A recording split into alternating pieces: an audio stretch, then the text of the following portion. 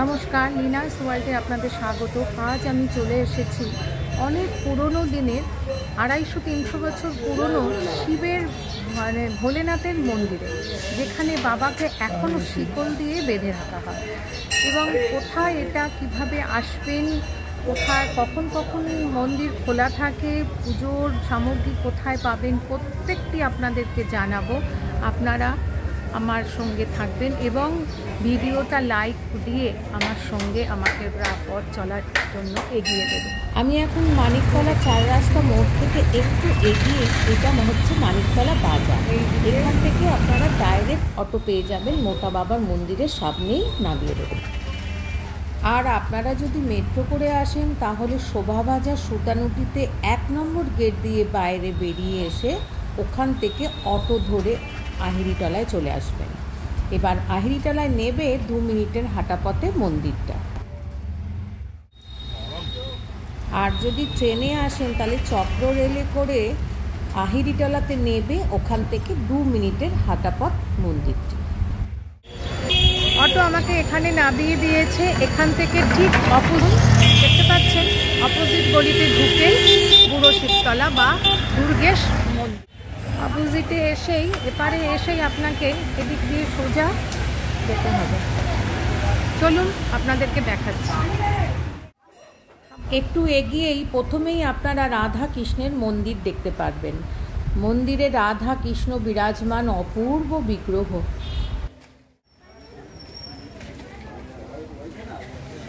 রাধা কৃষ্ণের মন্দিরের ঠিক পাশেই 16 নম্বর রমজান লেনে অবস্থিত এই মোটা বাবা বা দুর্গেশ্বর শিব মন্দির, কেউ কেউ বুড়ো শিবতলা বলে থাকে।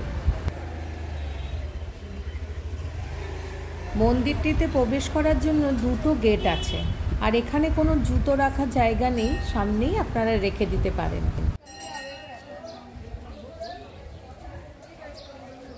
এই দুর্গেশ্বর মন্দির বা মোটা বাবার মন্দিরটি বাংলার আটচালা মন্দিরের এক ঐতিহাসিক উদাহরণ।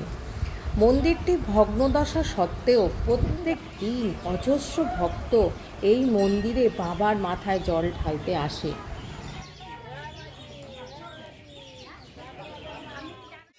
মন্দিরের ভেতরে প্রথমেই নন্দী মহারাজকে নমস্কার এবং কানে কানে মনস্কামনা জানিয়ে বাবার দর্শন করতে ভক্তরা ঢুকছে, দেখতে পাচ্ছেন।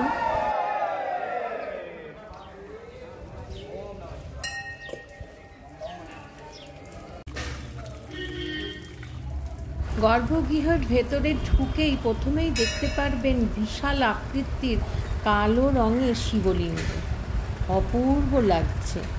আর এই শিবলিঙ্গর উচ্চতা 10 ফিট।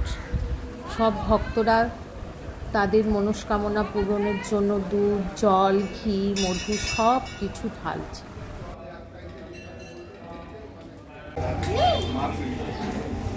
তবে এই শিবলিঙ্গে জল ঢালতে হলে কিন্তু আপনাদেরকে সিঁড়ি দিয়ে ওপরে উঠে জল ঢালতে হবে। দেখতে পাচ্ছেন প্রত্যেকটি ভক্তরা একদিক দিয়ে উঠে বাবার মাথায় জল, দুধ, ঘি ঢেলে আর একদিক দিয়ে নামছে।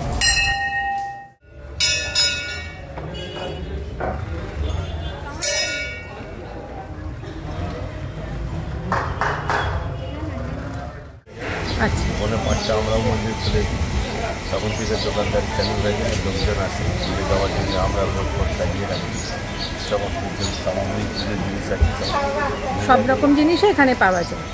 আর এখানে এই যে জল দেখা যাচ্ছে, এগুলো কত করে? এটা 25 টাকা। 25 টাকা। আর মালা? মালা 10 টাকা। 10 টাকা। আর এগুলো? গোলাপ জল আছে। গোলাপ জল কত করে? 20 টাকা। 20 টাকা। আচ্ছা, কর্পূর আরতির জন্য এখানে কর্পূরও পাওয়া যায়। আর সন্ধ্যেগুলো সন্ধ্যা আরতি বা কখন কখন আরতি হয়? সিঙ্গারের জন্য, সিঙ্গারের জন্য ডালিয়া লাগাই আমরা। আচ্ছা, ডালিয়ার মধ্যে ফুল সাজিয়ে দিয়ে এসব পদ্ম ফুল, গোলাপ ফুল। আচ্ছা, উত্তর কত সেই ডালি?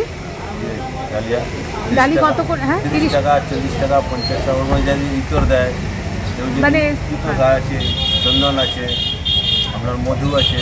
আচ্ছা, নানা রকমের 30 টাকা থেকে আরম্ভ, তাই তো?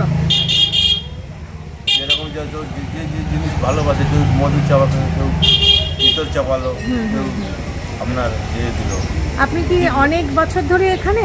হ্যাঁ, আমাদের 3 পুস্ত এখানে বিতে যায়। ও আচ্ছা, শুনেছিলাম বাবাকে শিকল দিয়ে বেঁধে রাখতো, এটা কি ঠিক?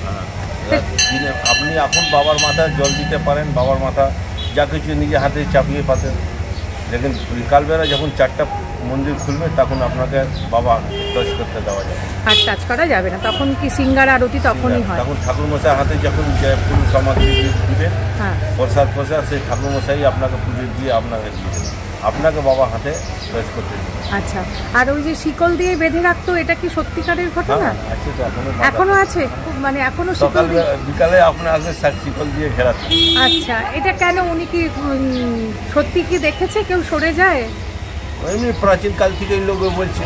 আচ্ছা, এটা কত বছরকার পুরনো? এটা প্রায় মন্দিরটা আছে 400 বছর আগে। 400 বছর। ওর মধ্যে লেখা আছে, এখানে একটা বোর্ড আছে পিছনে। আচ্ছা আচ্ছা আচ্ছা, ওর মধ্যে কত সনে থেকে হয়েছে মন্দিরের স্থাপনা সব লেখা আছে।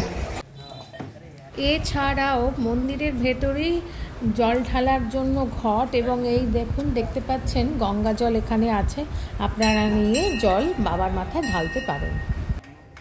তবে আপনাদের জানিয়ে রাখি, মন্দিরটি ভোর 5টা থেকে দুপুর 1টা পর্যন্ত খোলা থাকে। এবার আপনারা যদি বাবার মাথায় জল ঢালতে চান, তাহলে কিন্তু এই ভোর 5টা থেকে দুপুর 12:30টার মধ্যেই আসতে হবে, তা না হলে বিকেলবেলা কিন্তু বাবার মাথায় জল ঢালা যায় না।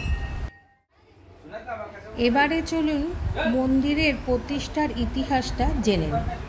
হাটখোলার দত্ত পরিবারের মদনমোহন দত্ত সেই সময় ব্রিটিশ আমলে গণ্যমান্য প্রভাবশালী ব্যক্তিদের মধ্যে একজন ছিলেন। তার 2 পুত্র রসিকলাল দত্ত ও জওহরলাল দত্ত এই মন্দিরটি প্রতিষ্ঠা করেন। মন্দিরটি আনুমানিক 1794 সালে তৈরি হয়, আর শ্রী গদাধর দাস এই আটচালার ভাস্কর্যের রূপকার ছিলেন। আরও শোনা যায় সেই সময় এই মন্দিরের পাশ থেকেই গঙ্গা বয়ে যেত। মন্দিরটির উচ্চতা আনুমানিক 50 ফিট, আর চওড়ায় হচ্ছে 29 ফিট ও লম্বায় 24 ফিট।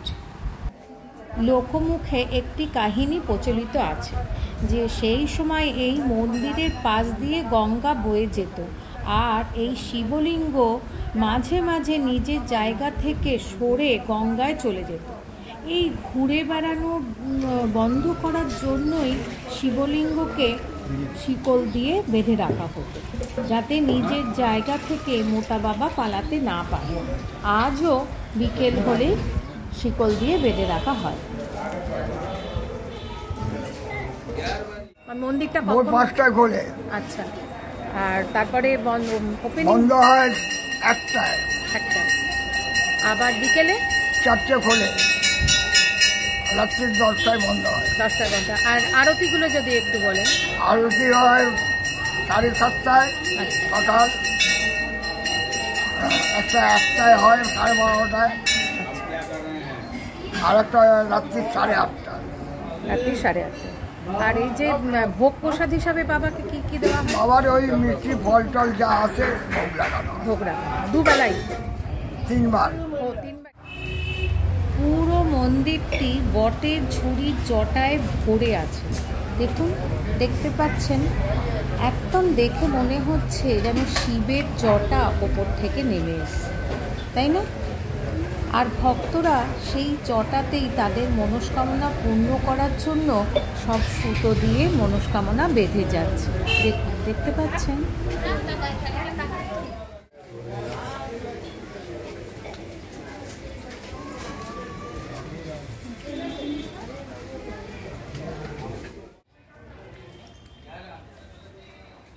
সন্ধে হয়ে গেছে, দেখুন মন্দিরের পুরো লাইটগুলো জ্বলে গেছে। এখন বাবাকে ধোয়া মোছা করে ভালোভাবে শুকনো কাপড় দিয়ে মুছে তারপরে বাবার শৃঙ্গার আরতি হবে। সন্ধে হয়ে যাবার পর বাবাকে ভালোভাবে মুছে চামেলিকে তেল লাগানো হয়, এবং সোমবার হলে ফুলের সাজে একদম সজ্জিত করা হয়। এখনও দারুণ শৃঙ্গার করিয়েছে, ফুল দিয়ে পুরো সাজানো, অপূর্ব। কিন্তু সন্ধ্যের পরে কিন্তু আর বাবাকে ছোঁয়া যাবে না, একদম দূর থেকে দর্শন করতে হবে। মোটা বাবাকে নমস্কার করে একরাশ শান্তি নিয়ে বাড়ির দিকে রওনা হলাম। আজকে আপনাদের সঙ্গে এই অবধি। আর একটা ভিডিও নিয়ে খুব শীঘ্রই আপনাদের সঙ্গে দেখা হবে। কেমন লাগলো অতি অবশ্যই জানাবেন। Thanks for your time.